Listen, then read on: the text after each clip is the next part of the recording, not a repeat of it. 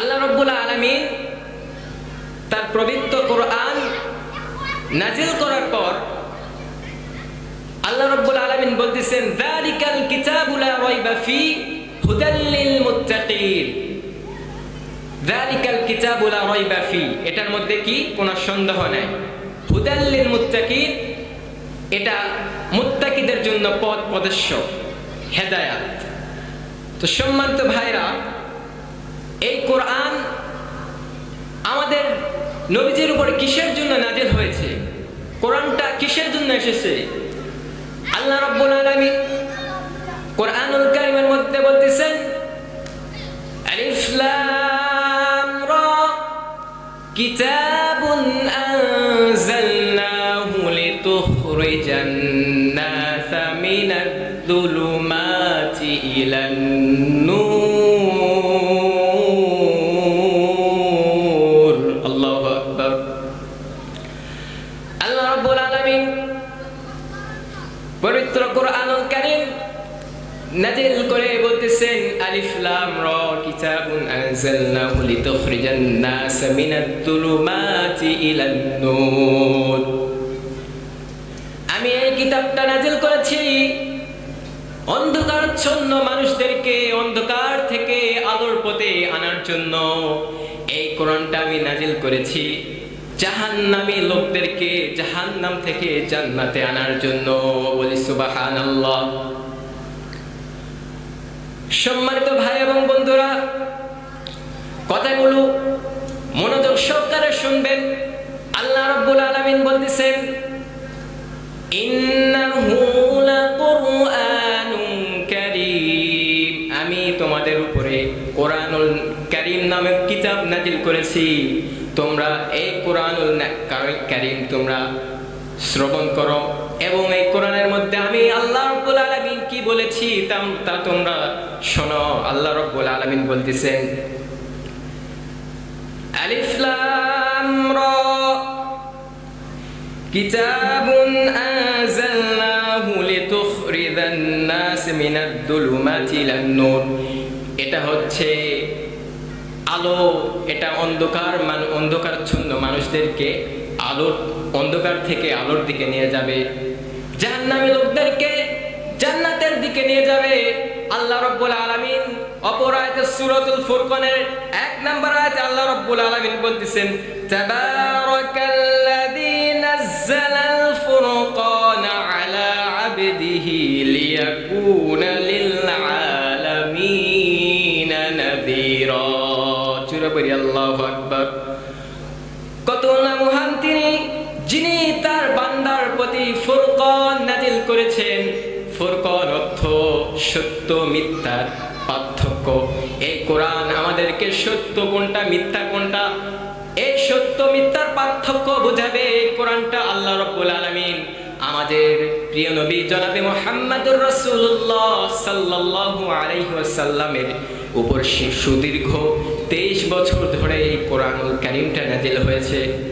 প্রিয় ভাইরা, এই কোরআনের এত ভার আল্লাহ রাব্বুল আলামিন সূরাতুল হাশরের মধ্যে বলতেছেন লাউ আনজালনা হাযাল কুরআনা আলা জাবালিন লারাআইতাহু খাশিআন মুতাসাদ্দিআন মিন খাশিয়াতিল্লাহ। আল্লাহ তাআলা তার প্রিয় হাবিব নবীকে বলতেছেন হে নবী, আমি এই কোরআনুল কারীমটা যদি তোমার উপর অবতীর্ণ নাজিল না করে আমি যদি এই কোরআনটা পাহাড়ের উপর নাজিল করতাম, এই কোরআনের ভারে পাহাড় ভেঙে চুরমার হয়ে যেত। সেই কোরআনুল কারীম আমি আল্লাহ রাব্বুল আলামিন তোমার উপর, মানুষের উপর, ইনসানের উপর আমি নাজিল করেছি।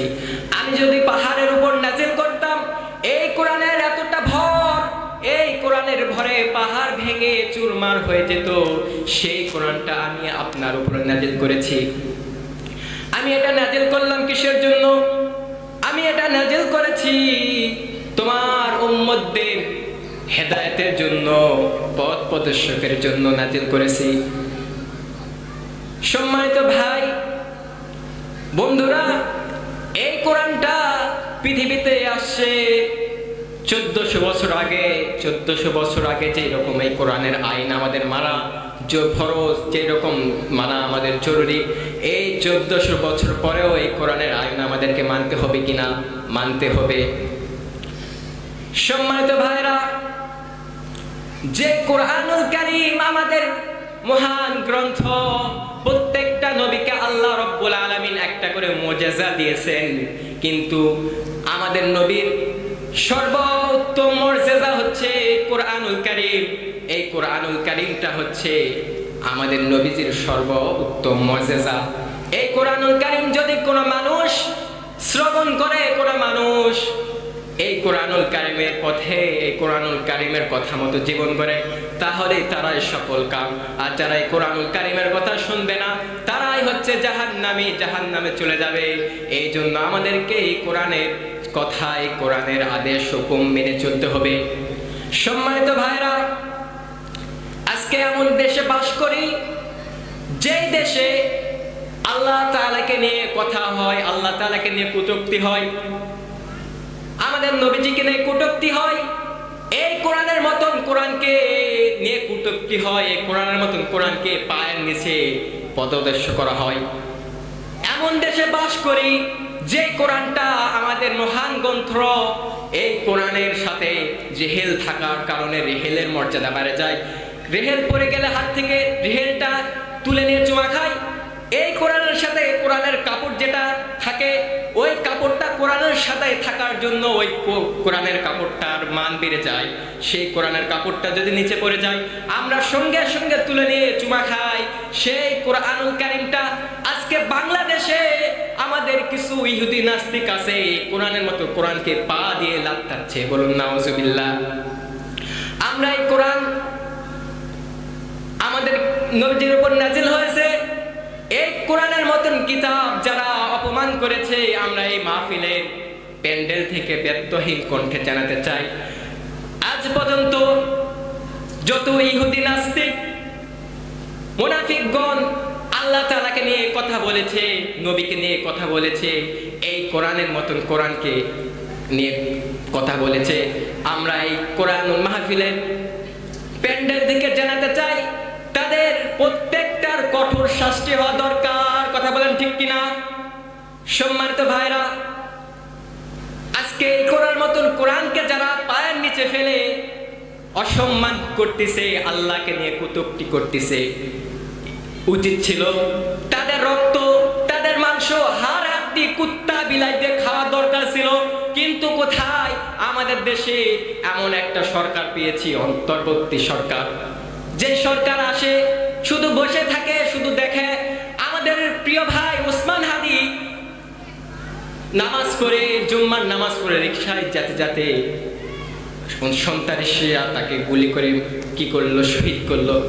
সেই বেচারাটা আর বাঁচতে পারলো না, পৃথিবীতে থাকতে পারলো না। প্রিয় ভাইরা, তাহলে দেখেন আপনার আমার জানের কি আছে? আপনি আমার প্রাণের কোনো মূল্য নাই, কে কখন হঠাৎ করে মেরে ফেলতে পারে কোনো গ্যারান্টি নাই।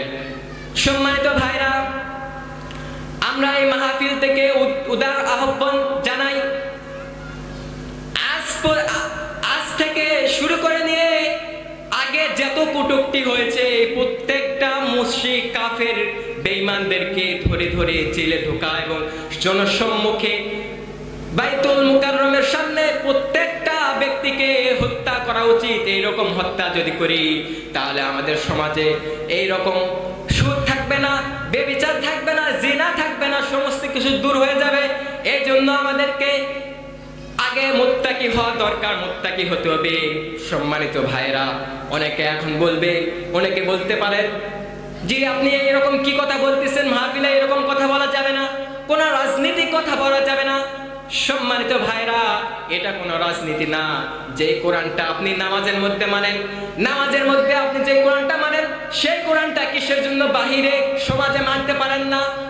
সম্মানিত ভাইরা, এই কোরআনের যে রকম আইন নামাজের মধ্যে আপনি মানেন, সেই রকম আইন সমাজেও আপনাকে মানতে হবে।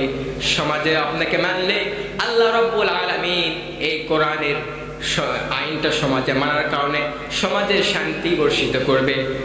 তো সম্মানিত ভাইরা, প্রথমে মুত্তাকি হব, আল্লাহকে চিনব। তো চলুন আমরা আগে প্রথমে মুত্তাকি হব। আল্লাহ রাব্বুল আলামিন আমাদের মুত্তাকি হওয়ার জন্য প্রথমে আল্লাহ রাব্বুল আলামিনকে চিনতে হবে। আমরা আল্লাহ রাব্বুল আলামিনকে কিভাবে চিনব? সম্মানিত ভাইরা, যে কোনো কবি যদি কোনো বই লেখে, সেই বইয়ের শেষে তার সংক্ষিপ্ত একটা পরিচয় লিখে দেয়। তার পরিচয়টা কি? আমাদের ঠিক আমাদের মহান রব্বুল আলামিন এই কোরআনুল কারীমের শেষে ছোট্ট একটি সূরা নাজিল করেছেন।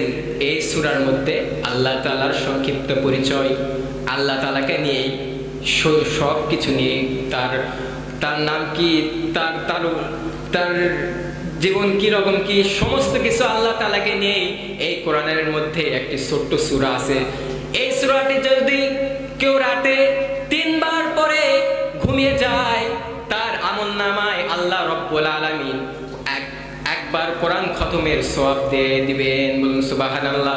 সেই সূরাটির নাম হচ্ছে সূরাতুল ইখলাস। সূরাটির নাম কি? সূরাতুল ইখলাস। আল্লাহ রাব্বুল আলামিন সূরাতুল ইখলাসের মধ্যে তার সংক্ষিপ্ত পরিচয় তুলে ধরেছেন। আল্লাহ রাব্বুল আলামিন বলতেছেন, কুল হুয়াল্লাহু আহাদ আল্লাহুস সামাদ লাম ইয়ালিদ ওয়া লাম ইউলাদ ওয়া লাম ইয়াকুল লাহু কুফুয়ান আহাদ। বলুন আল্লাহু আকবার। সম্মানিত ভাইরা, আল্লাহ রাব্বুল আলামিন পবিত্র কোরআনুল কারীমের মধ্যে 2টি সূরা বাদে সমস্ত সূরার ভিতর থেকে নাম নিয়ে নাজিল করেছেন। কিন্তু 2টি সূরা তিনি সেই সূরার মধ্যে, সংশ্লিষ্ট সূরার মধ্যে সেই সূরার নাম নাই।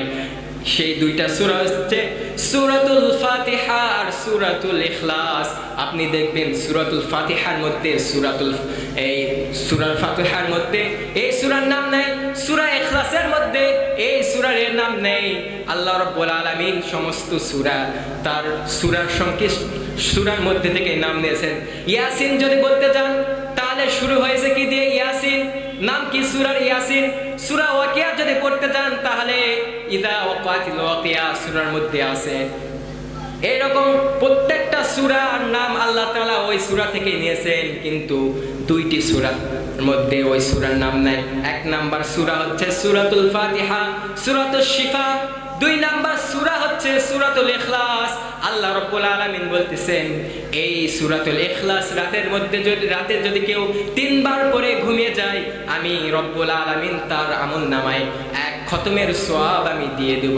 বলুন সুবহানাল্লাহ। আল্লাহ রাব্বুল আলামিন এই সূরাতুল ইখলাস তার মধ্যে তার পরিচয় বর্ণনা করতেছেন। আল্লাহ রাব্বুল আলামিন বলতেছে, কুল হুয়াল্লাহু আহাদ আল্লাহুস সামাদ লাম ইয়ালিদ ওয়া লাম ইউলাদ ওয়া লাম ইয়াকুল লাহু কুফুয়ান আহাদ। হে নবী, আপনি বলুন, আল্লাহ এক, অদ্বিতীয়, তার কোনো সমতুল্য নেই। কুল হুয়াল্লাহু আহাদ, আল্লাহ এক, অদ্বিতীয়। আল্লাহুস সামাদ, তিনি কারো মুখাপেক্ষী নন, সবাই তার মুখাপেক্ষী। তারপর দ্বিতীয় আয়াতে বলতেছেন, লাম ইয়ালিদ ওয়া লাম ইউলাদ ওয়া লাম ইয়াকুল লাহু কুফুয়ান আহাদ, তিনি কাউকে জন্ম দেননি, তাকেও কেউ জন্ম দেননি। আল্লাহ রাব্বুল আলামিন এই সূরাটাকে তার পরিচয় দিচ্ছে। আল্লাহ তাআলা এক ও অদ্বিতীয়, সমস্ত মানুষ তার দিকে মুখাপেক্ষী, তিনি কারো মুখাপেক্ষী নয়, তার সমতুল্য কেউ নেই। তিনি কাউকে জন্ম দেননি, তাকেও কেউ জন্ম দেননি। তো সম্মানিত ভাইরা, আমাদেরকে প্রথমে মুত্তাকি হতে হবে। মুত্তাকি হওয়ার প্রথমে আল্লাহকে চিনতে হবে। তো আল্লাহ তাআলা সূরাতুল ইখলাসের মধ্যে তার পরিচয় দিলেন। আরেকটি সূরার মধ্যে আল্লাহ রাব্বুল আলামিন বলতেছেন, আল্লাহু লা ইলাহা ইল্লা হুয়াল হাইয়ুল কাইয়্যুম লা তাখুযুহু সিনাতুন ওয়ালা নাওম লাহু মা ফিস সামাওয়াতি ওয়াল আরদ মা যাল্লাযী ইয়াশফা'ু 'ইনদাহু ইল্লা বিইذনিহি ইয়া'লামু মা বাইনা وما خلفهم ولا يحيطون بشيء من علمه إلا بما شاء وسع كرسيه السماوات والأرض ولا يؤوده حفظهما وهو العلي العظيم الله أكبر الله لا إله إلا هو حي القيوم এই সূরাটার নাম কি? এটা হচ্ছে আয়াতুল কুরসি। আল্লাহ রাব্বুল আলামিন বলতেছেন এই আয়াতুল কুরসি যে ব্যক্তি প্রত্যেক ফরজ নামাজের পর একবার করে পড়বে, ওই ব্যক্তি যদি ওই দিনে মারা যায় সঙ্গে সঙ্গে তার জন্য জান্নাতের দরজা খুলে দেওয়া হবে। বলুন সুবহানাল্লাহ। এমন একটি সূরা, এটা যদি কেউ নামাজের পরে একবার পড়ে, প্রত্যেক ফরজ নামাজের পরে যদি একবার পড়ে এবং ওই দিনে যদি মারা যায়, আল্লাহ তাআলা তাকে বিনা হিসাবে জান্নাত দিয়ে দিবে। সুবহানাল্লাহ। আল্লাহ রাব্বুল আলামিন এই আয়াতুল কুরসির মধ্যে বলতেছেন আল্লাহু লা ইলাহা ইল্লা হুয়াল হাইয়ুল কাইয়্যুম। এখানে আল্লাহ রাব্বুল আলামিন কুরসি অর্থ ব্যবহার করেছেন। কুরসি অর্থ হচ্ছে চেয়ার। কুরসির অর্থ কি? চেয়ার। তাহলে চেয়ারটা কার? আল্লাহ রাব্বুল আলামিন চেয়ার। আর আমাদের বাংলাদেশে আজকে কি নিয়ে সমস্যা? চেয়ার নিয়ে সমস্যা, গদি নিয়ে সমস্যা। এই নির্বাচনে জেতার জন্য, চেয়ার দখল করার জন্য আজকে বাংলাদেশে হত্যা করা হচ্ছে, খুন করা হচ্ছে, গুম করা হচ্ছে।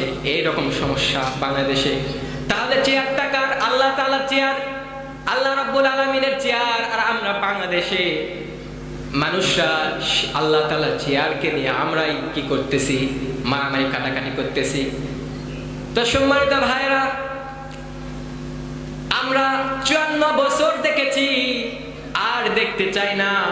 এবার আমরা যাকে দেখবো, দেখে মনে যেন হয় ওমরে ফারুক, দেখে যেন মনে হয় আবু বকর সিদ্দিক। আমরা 54 বছর ভুল করেছি, আর ভুল করব না। এবারে চেয়ারে তাকেই দিব যাকে দেখে মনে হবে ওমরে ফারুক। কথা বলেন ঠিক কিনা? সম্মানিত ভাইরা, একটি ঘটনা মনে পড়ে গেল। ওমরে ফারুক যখন শাসন পেলেন, তার চেহারা শুকিয়ে যাচ্ছে। সাহাবারা তাকে জিজ্ঞাসা করতেছেন, হে আমিরুল মুমিনিন, আপনি দিন দিন এরকম কিভাবে শুকিয়ে যাচ্ছেন? আপনি কেমবা দিন দিন শুকিয়ে যাচ্ছেন? আমিরুল মুমিনিন তাদের কথার উত্তরে বলতেছে, তোমরা যে আমাকে দায়িত্ব দিয়েছো, এই দায়িত্বের ভারে আমি শুকিয়ে যাচ্ছি।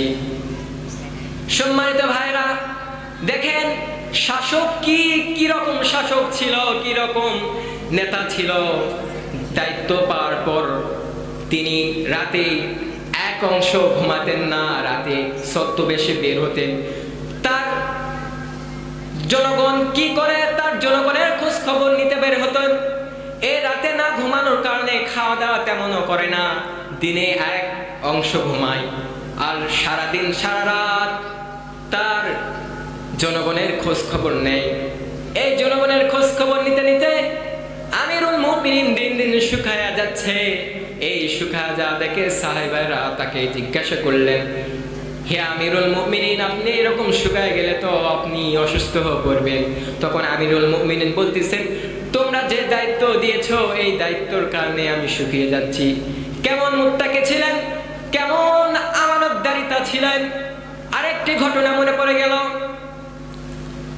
একদিন হযরত আমিরুল মুমিনিন ওমর ইবনুল খাত্তাব রাষ্ট্রের টাকায় কিনা মোমবাতি, রাষ্ট্রের হিসাব নিকাশ করতেছেন। এমন সময় তার 2 জন আত্মীয় আসলেন। আসার পর দরজায় ঠক ঠক করলেন। ঠক ঠক করার পর আমিরুল মুমিনিন তাদেরকে বললেন, দাঁড়াও, একটু দাঁড়াও। বলার পর আমিরুল মুমিনিন জনগণের টাকায় কিনা মোমবাতি দিয়ে হিসাব নিকাশ, জনগণের রাষ্ট্রের টাকা হিসাব নিকাশ করতেছেন। হিসাবটা কোনো মতন শেষ করার পর তার সামনে থাকা মোমবাতিটা নিভিয়ে দিয়ে আরেকটি সামনে থেকে মোমবাতি আনে জ্বালিয়ে দিলেন। বাহির থেকে তার আত্মীয় এই ঘটনাটা দেখলেন। দেখার পর একটু পর আমিরুল মুমিনিন তাদেরকে বললেন যে আসো, এখন ভিতরে আসো, সমস্যা নাই। ভিতরে আসার পর তার আত্মীয় সেই কটা তার ভিতরে চাপিয়ে রাখতে পারলেন না। তখন আমিরুল মুমিনিনকে বললেন, হে ওমর ইবনুল খাত্তাব, হে আমিরুল মুমিনিন, কিছুক্ষণ আগে আমি একটা ঘটনা দেখলাম। তোমার সামনে একটা মোমবাতি ছিল, সেই মোমবাতিটা তুমি নিভিয়ে দিয়ে তোমার সামনে থেকে আরেকটা মোমবাতি জ্বালিয়ে দিলে কেন?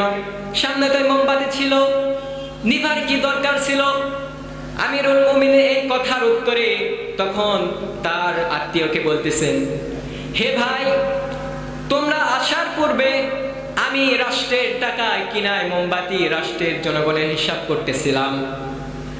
তোমরা যখন আসলে তখন আমার মনে হয়ে গেল তোমরা তো আমার আত্মীয়, তোমরা এসেছো কিছু পারিবারিক কথা বলার জন্য। এই কথা বলতে যদি কোনো আমার এই রাষ্ট্রের টাকায় কিনা মোমবাতি যদি ফুরিয়ে যায়, তাহলে আমার আমানতের খেয়ানত হয়ে যাবে।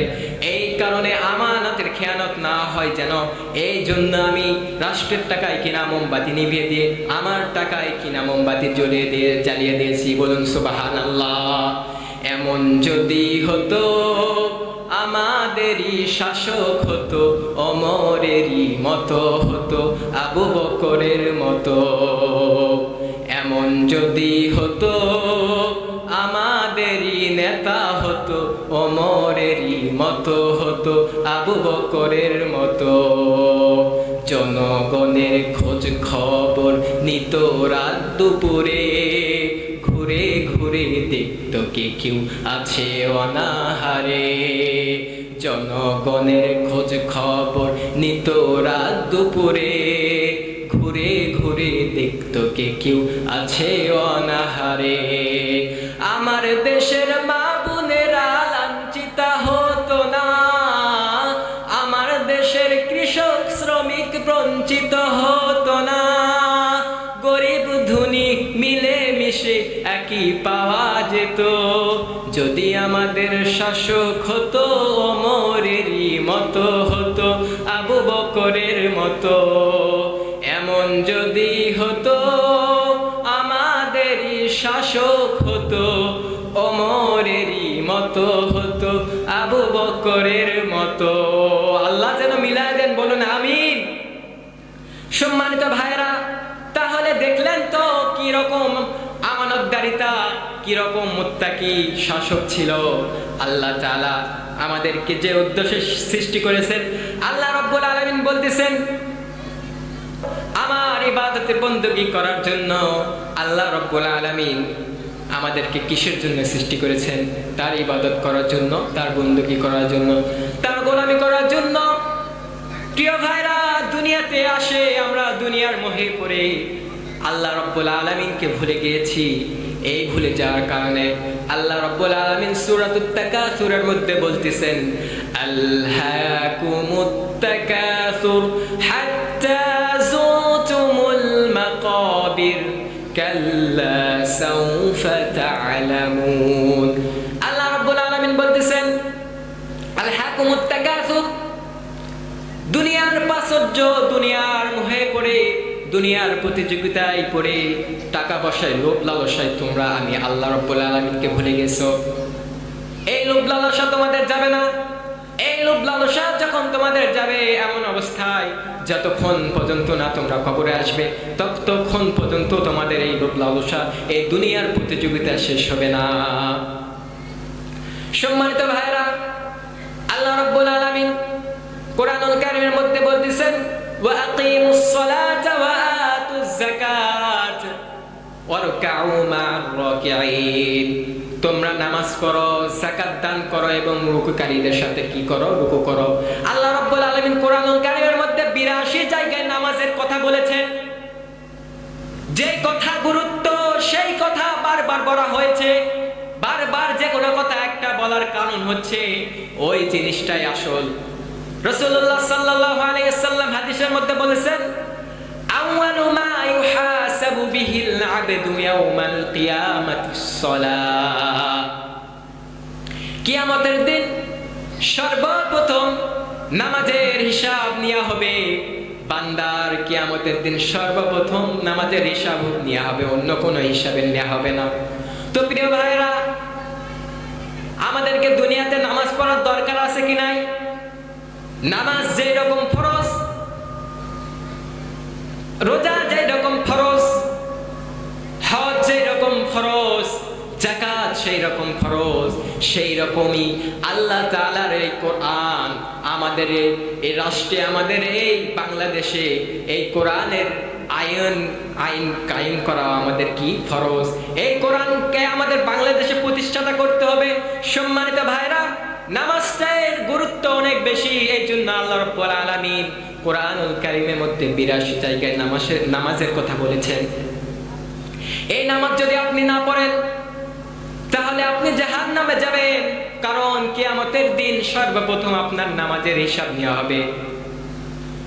এই নামাজের কথা বলার কারণে আরেকটি ঘটনা মনে পড়ে গেল।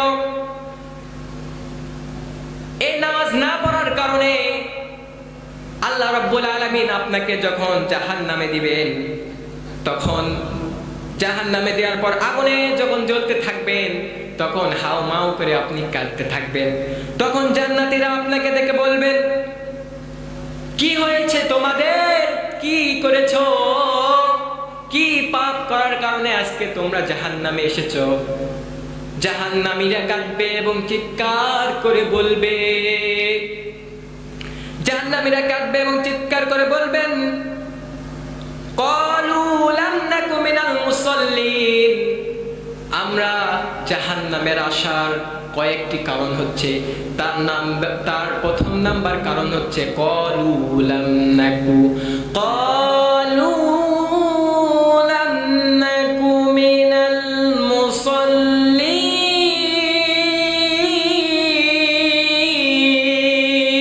আল্লাহু আকবার। জাহান্নামীরা বলবে,